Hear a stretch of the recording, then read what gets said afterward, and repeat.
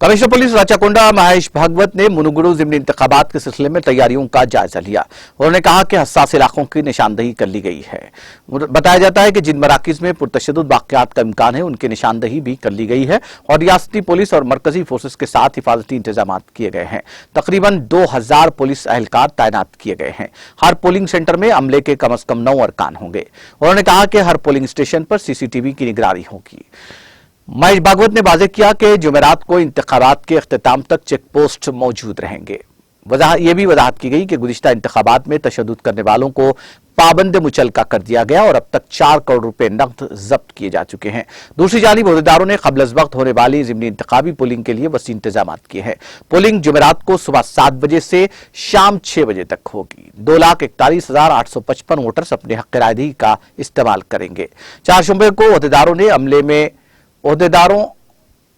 अमले में इंतखाबी सामान तकसीम किया। डॉन बॉस्को कॉलेज चंदोर में इंतखाबी सामान तकसीम किया गया। अमला इंतखाबी सामान लेकर पोलिंग स्टेशनों की तरफ रवाना हो गया।